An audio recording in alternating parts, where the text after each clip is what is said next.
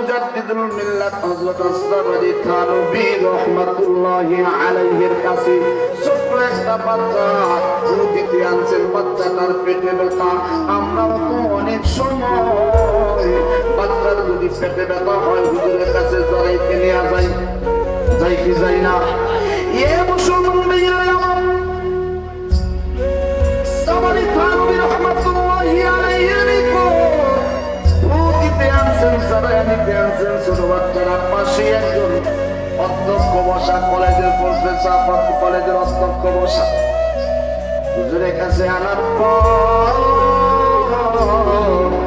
হুজুর ফু দিয়া দিলেন। ফু দেওয়ার পরে কলেজের অধ্যক্ষ সাহেব বলতেছে, কাজটা করলেন কি?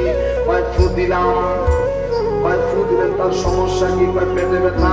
আপনি ফু দিলেন উপরে, পেটের ভিতরে কিভাবে ঢুকবে? ব্যথা তো দূর হবে না, কারণ ফুটো উপরে লাগছে, ভিতরে তো ঢুকে নাই। হুজুর বলতেছেন, অধ্যক্ষ সাহেব আপনি আস্তে একটা গাধা। কি বলছে? আচ্ছা এবার সে নরম না গরম? আরো ধরে কম। রাগ হয়েছে না? কেন রাগ হয়েছে? হুজুর আপনি আমাকে এমন একটা কথা বললেন, এমন একটা কথা বলার কি আপনার সম্ভব হয়েছে?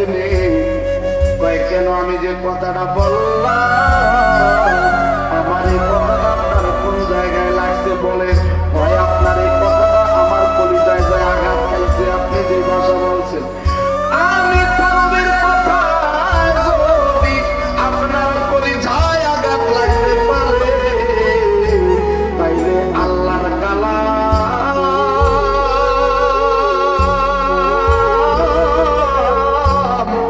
আল্লাহর পবিত্র জবানের কালামে কেন বাচ্চার পেটের ভিতরে আঘাত করতে পারবে না?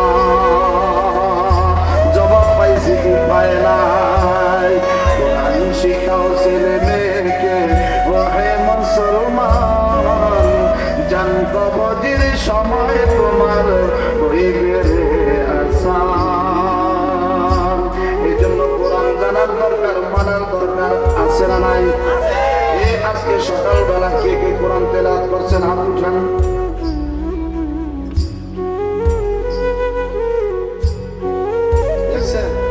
কোরআন কই আর আমরা কই? এরে বাবা, নামের মুসলমান হইয়া রয়েছি, কামের খবর নাই। ঠিক না বেঠি? এমনি আমাদের তৈরি রয়েছে কোরআন। সকালবেলা তুই ঘরের ভিতরে কোরআন তেলাওয়াত হয়, ইবলিস শয়তান ওই ঘর থেকে বের হইয়া যায়। ইবলিস শয়তান রে ফেরেশতা